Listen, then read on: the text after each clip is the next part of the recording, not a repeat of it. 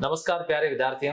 संकल्प परिवार नहीं बल्कि सभी विद्यार्थियों के लिए आज गर्व का दिन है कि मेरे साथ में जो शख्सियत विराजमान है रवि प्रकाश जी।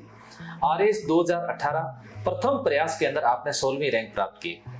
रवि प्रकाश जी, आपका संकल्प परिवार में बहुत बहुत स्वागत, अभिनंदन। थैंक यू, धन्यवाद। साथ ही साथ आपका स्वागत अभिनंदन इसके लिए कि बाड़मेर के अंदर पदस्थापित हो, इसके लिए भी आपका स्वागत है, वेलकम है। धन्यवाद। जनरली क्या होता है कि आरएस में चयन होने के बाद में हर विद्यार्थी उनकी सफलता और संघर्ष की कहानी को जानना चाहते हैं। हर विद्यार्थी के मन में ये प्रश्न होता है कि एक अच्छे विद्यालय में इन्होंने अध्ययन किया होगा, एक अच्छे परिवार से ये बिलोंग करते होंगे, या फिर इनके परिवार में खूब आईएएस, आईपीएस, आईआरएस होंगे। क्योंकि विद्यार्थी की हिम्मत नहीं होती है कि आरएस की तैयारी करे, आईएएस की तैयारी करे। ऐसी स्थिति में सबसे पहला प्रश्न मेरा आपके सामने ये रहेगा, आपका सामान्य परिचय क्या है, पारिवारिक बैकग्राउंड क्या है, इसके बारे में आप जानकारी दीजिए। धन्यवाद प्रेम जी। मैं जोधपुर जिले के ग्रामीण परिवेश से ताल्लुक़ करता हूँ। जोधपुर जिले की बावड़ी तहसील से मैं बिलोंग करता हूँ। और अगर मैं अपनी शिक्षा से संबंधित पृष्ठभूमि की अगर बात करूँ तो मैंने अपनी 10th तक की जो शिक्षा है वो गांव के एक सरकारी स्कूल से पूरी की थी। कोई कॉन्वेंट या इंग्लिश मीडियम स्कूल में मैं नहीं रहा हूँ कभी भी। और उसके बाद चूँकि मुझे साइंस मैथमेटिक्स लेनी थी और गांव में साइंस स्ट्रीम नहीं थी तो मैं जोधपुर चला गया था। और इस तरीके से मैंने अपनी शिक्षा का सफ़र शुरू किया और मेरी फॉर्मल एजुकेशन 12th तक ही रही, क्योंकि 12th के बाद फिर मैं इंडियन नेवी में चला गया था और वहाँ से फिर Indira Gandhi national open university से, जिसको अपन बोलते हैं कि प्राइवेट, तो प्राइवेट ग्रेजुएशन मैंने किया। और रही बात आईएएस आईपीएस फैमिली से आने की, तो मेरी 7 पीढ़ियों में मैं पहला इंसान था 2009 में जब मेरी जॉब लगी थी नेवी में। और आरएएस भी मैं पहला ही हूँ अपनी 7 पीढ़ियों में, या कोई खानदान मिस्त्री का मेरा कोई बैकग्राउंड नहीं रहा है। अच्छा रवि जी, जैसे आपने कहा इंडियन नेवी की बात की, इससे के अलावा बीएसएफ के अंदर आप सेवाएं दे चुके हैं जी। बीएसएफ के अंदर पदस्थापित होते हुए आपके मन में ये आना कि मुझे आरएस बनना है, तो जनरली बीएसएफ के अंदर वो सर्विस होती है जहाँ पर ऐसा सोचना भी मुश्किल होता है, और वहाँ पर आपने ऐसा विचार मन में ला करके और फिर आपने किस तरह से तैयारी की? जनरली लोग तो इस समस्या में उलझे रहते हैं। जैसे मैं जनरली कहता हूँ कि हमारे शिक्षक बंधु भी कई कहते हैं कि इस कार्य पर आने के बाद समय भी नहीं मिलता है, तो फिर वो समय आपने कैसे निकाला? निश्चित रूप से मुझे लगता है कि जो आर्म्ड फोर्सेस की जॉब है या कोई भी यूनिफॉर्म जॉब है, चाहे वो पुलिस हो, आर्मी, बीएसएफ, सीआरपीएफ या इस तरह की और भी जो फोर्सेज है, तो उसमें चैलेंजिंग रहता है। क्योंकि वो जो भी जॉब्स इस तरह की होती है कि 24/7 की होती है, 24 घंटों की जॉब होती है। और कई बार आपको काफ़ी चैलेंजिंग जो है टेरेन और परिस्थितियों में आपको काम करना पड़ता है। तो उस केस में कई बार आपके लिए एक बेसिक सर्वाइवल कि अपन जी ले अच्छे से, वही बहुत बड़ी चीज़ होती है। और छोटी छोटी चीज़ों के लिए बहुत स्ट्रगल करना पड़ता है, क्योंकि वो जॉब की डिमांड इसी तरह की है, वो कोई जॉब की कमी नहीं है। बट उसमें रह के फिर किसी चीज़ के बारे में सोचना, तो मुझे लगता है कि अगर मैं अपनी खुद की जर्नी के बारे में बात करूं तो मैंने फरवरी 2016 में बीएसएफ ज्वाइन की थी एज असिस्टेंट कमांडेंट। यूपीसी 2013 वाला बैच था मेरा और 2016 में मैंने ज्वाइन करी थी। और ऐसा नहीं था कि मतलब आरएएस मैंने शुरू में ही सोच लिया था। जनवरी 2018 से पहले मैंने आरएएस के बारे में नहीं सोचा था कि मुझे प्रिपरेशन करनी है, इस तरफ जाना है। क्योंकि फरवरी 2016 से मार्च 2017 तक मैं अपनी बीएसएफ की ट्रेनिंग में बिजी था, और वो ट्रेनिंग भी मैं बहुत अच्छे से किया था। उस समय मुझे स्वॉर्ड ऑफ ऑनर भी मिला था अपने जो तत्कालीन गृह मंत्री थे राजनाथ सिंह जी। तो मतलब ये कहने का जो मेरा तात्पर्य ये है कि मैं पूर्ण रूप से उसी में तल्लीन था। आरएस का कोई बिल्कुल मैंने सोचा नहीं था। उसके बाद फिर एक फील्ड ट्रेनिंग रही और उसके बाद प्लाटून वेपन कोर्स हुआ। लगभग जनवरी 2018 तक तो मेरा शेड्यूल पूरा पैक था। उसके बाद फिर मैं भारत बांग्लादेश बॉर्डर पे, चूंकि मेरी फील्ड ट्रेनिंग भी हुई थी, फिर एज ए कंपनी कमांडर मेरी पोस्टिंग हो गई। तो वहाँ कुछ इस तरह की परिस्थितियाँ बनी और कुछ ऐसे फ्रेंड सर्किल भी मेरा बना जो मुझे ऐसा लगा कि यार सिविल सर्विसेज में जाना चाहिए। वहाँ हम और एक होता लोगों के बीच में रह के उनके लिए काम करने का एक डाइवर्स प्लेटफॉर्म, कुछ फैमिली रीजंस भी थे, पर्सनल रीजंस भी थे। तो ये सब गिने चुने रीजन थे जिन्होंने मुझे मोटिवेट किया कि क्यों ना आरएस के लिए जो है कोशिश की जाए। और जब मैंने आरएस की तैयारी शुरू करी थी उसी टाइम मेरे दिमाग में ये चीज़ थी कि अपने को एक ही अटेम्प्ट देना और अच्छे से देना है, क्योंकि मुझे पता था कि फोर्सेज में रह के फिर दूसरा या तीसरा अटेम्प्ट देना काफ़ी वो चैलेंजिंग रहता है। राइट। तो ये सब मेरी जर्नी रही है। नहीं, जैसे आपने बताया कि जनवरी 2018 में ये आपने विचार किया, और इसका प्रारंभिक परीक्षा कब हुई? अगस्त 2018 में। अगस्त में हो गई, तो आपको कितना समय मिला? मैं जनवरी 2018 से लेके जुलाई 2018 तक तो बॉर्डर पे ही था। ठीक है। और उसके बाद फिर जुलाई में मैं 20-25 दिन की छुट्टियां लेके आया था। ठीक है। तो बस ये टाइम मिला। हालांकि आइडियली होना ये चाहिए कि पहले मेंस की तैयारी होनी मेंस की चाहिए, तैयारी करनी, मैं प्री की, बट मेरे लिए तो ये था कि मैंने प्री की तैयारी भी भागते दौड़ते ही की। अच्छा।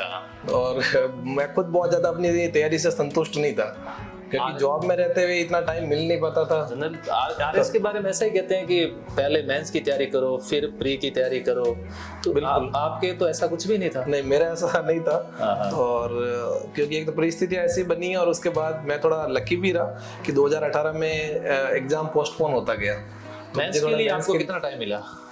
मेंस के लिए अगस्त 18 के बाद फिर लगभग मेंस वाला ही टाइम था। हालांकि मैं वापस अपनी ड्यूटीज वगैरह भी बीच में मैंने ज्वाइन कर ली थी, बॉर्डर भी था, लेकिन फिर भी अपन ये मान के चले कि अगस्त 2018 से लेके फिर जून तक। ठीक है। तो उसमें मतलब टाइम मिल गया था मेरे को, 8-10 महीने का टाइम मिल गया था। 8-10 महीने का मिल गया था। फिर भी 8-10 महीने का टाइम में 4 पेपर उसको कवर करना, उसके लिए खुद के नोट्स बनाना, फिर ये आपने मैनेज किया या फिर बने बनाए नोट्स पर ही अब ज्यादा विश्वास किया? नहीं, मैंने एक्चुअली जैसे मेरी पढ़ाई में शुरू से ये चीज़ रही है कि एक पहले सेल्फ स्टडी वाला कंसेप्ट रहा है शुरू से ही। जैसे पहले मैंने बताया गांव की सरकारी स्कूल में पढ़ते थे, उसके बाद भी तो शुरू से ही एक सेल्फ स्टडी का कंसेप्ट बन गया। तो और मुझे अपने खुद के नोट्स पे ज़्यादा भरोसा भी रहता है, और मुझे लगता है कि वो ज़्यादा बेटर रहता है। तो मैंने तो खुद अपने नोट्स बनाए थे, जो भी स्टैंडर्ड रेफरेंस बुक्स या किसी टॉपर्स ने कोई बुक सजेस्ट कर दी तो उसमें से देख के अपने नोट्स बनाए थे मैंने, और कुछ बुक्स को भी मैंने रेफर किया था। और बाकी मेरे पास इतना टाइम नहीं था कि कोचिंग और वो सब चीज़ें कर पाए। अच्छा, एक प्रश्न आपसे रहेगा कि आपने जब इंटरव्यू दे दिया, उसके बाद में मन में क्या विचार था कि मेरी ये रैंक लगेगी, चयन होगा, क्या होगा, क्या विचार था आप पे? इंटरव्यू के बाद सबसे पहले तो मैंने सोशल मीडिया अकाउंट्स बनाए। ठीक है। तो मैंने तैयारी के दौरान वो सब डिलीट कर दिए, तो मुझे काफी डिस्ट्रैक्टरी लगेगी, थोड़ा डिस्ट्रैक्शन ज्यादा होता है। तो चूंकि आरएस मेरा पहले ही अटेम्प्ट था, तो मुझे इसकी मार्किंग का और कोई बहुत ज्यादा आइडिया नहीं था। बट मेरे एक फ्रेंड थे जिन्होंने मेरे साथ ही आरएस दिया था। तो जब मैंने उनको हमने डिस्कस किया था मेंस का, तो उन्होंने मुझे बोला कि अगर तेरे इंटरव्यू में 65 से ज्यादा मार्क्स आएंगे तो टॉप 20 में आएगा नंबर। तो मुझे उस टाइम थोड़ा वैसा यकीन नहीं हुआ कि यार मतलब टॉप 20 और पहले अटेम्प्ट में थोड़ा एक वो रहता है कि बिल्कुल रहता है, वो कन्विक्शन अपने अंदर आ नहीं पाता। क्योंकि कई लोग कहते हैं कि मैंने 5 बार दिया, कई सीनियर मिल जाते हैं। हाँ, बट कहीं ना कहीं इंटरव्यू दिया है जी, बट कहीं ना कहीं मुझे इस चीज़ का यकीन था कि अच्छी रैंक आएगी जी। मतलब टॉप 100 में अपने आने के चांसेस है। बाकी देखो, एक तो सब्जेक्टिव एग्जाम है मेंस, तो सब्जेक्टिव का मतलब यही है कि आगे वाला किस तरीके से कॉपी चेक कर रहा है, फिर इंटरव्यू का भी रोल रहता है। तो वो सब फैक्टर से एग्जैक्ट अपने को नहीं पता था, बट हाँ समवेयर ये था कि कोई स्टेट सर्विस मिल जाएगी, बस इतना था। बट जब रिजल्ट आया तो उस समय मैं लाइन ऑफ कंट्रोल पे ही था। तो उस समय तो जब मैंने रिजल्ट देखा तो एक इतनी ज्यादा खुशी थी कि अब शेयर करें तो कब और किसके साथ करें। तो रात को लगभग 11-11:30 बज गए थे जब मुझे रिजल्ट का पता चला था। तो नेटवर्क वगैरह का भी इश्यूज रहता है। उस एलओसी से एलओसी बाड़मेर आ गए। हाँ, बॉर्डर टू बॉर्डर चल रहा है। बिल्कुल। अभी आप जब जहाँ पद स्थापित हो भी बॉर्डर ही है। हाँ बिल्कुल, मेरे सब डिवीजन की जो सीमाएं हैं वो पाकिस्तान से लगती है। पाकिस्तान से लगती है, बिल्कुल। अभी जैसे जो भी विद्यार्थी आपके इस इंटरव्यू को देखेंगे, सभी विद्यार्थी आपकी जो स्मार्ट स्टडी है, जैसे अभी अक्टूबर में एग्जाम प्री की डेट घोषित हो सकती है, इस दरमियान विद्यार्थी अपनी तैयारी कैसे करें, इसके बारे में आप बताएंगे तो अधिकतर विद्यार्थी लाभान्वित होंगे। जी, मेरा ये मानना है कि चूंकि अभी समय अगर अपन मान के चले तो लगभग जो भी एक एक्सपेक्टेड डेट है वो 10 अक्टूबर के आसपास अपन मान के चल रहे हैं। तो उसके हिसाब से अभी लगभग 70 डेज का ही टाइम है अपने पास, 17 दिनों का समय है। तो उस समय में ये है कि लिमिटेड बुक्स जो भी आपने बुक सिलेक्ट कर रखी है, सबने अपनी बुक्स लिस्ट एक बना रखी है, सेलेक्ट कर रखी है, तो मार्केट में जो मटेरियल की भरमार है आप उसके पीछे ना भागे। जो भी बुक्स आपने सेलेक्ट कर रखी है उसी को स्टिक करें, उसी बुक्स का बार बार आप रिवीजन करें, उसी में से चाहे तो आप नोट्स बना सकते हो। ज़्यादा मटेरियल के पीछे ना भागे, पहली चीज़। और दूसरा, PYQs और सिलेबस है उसको आप बिल्कुल भी मिस ना करें, क्योंकि PYQs और सिलेबस का बहुत इंपॉर्टेंट रोल है। क्वेश्चन पैटर्न जो रहता है लगभग उन्हीं के इर्द गिर्द रहता है। और सबसे बड़ी चीज़ है बार बार चीज़ों का रिवीजन करें।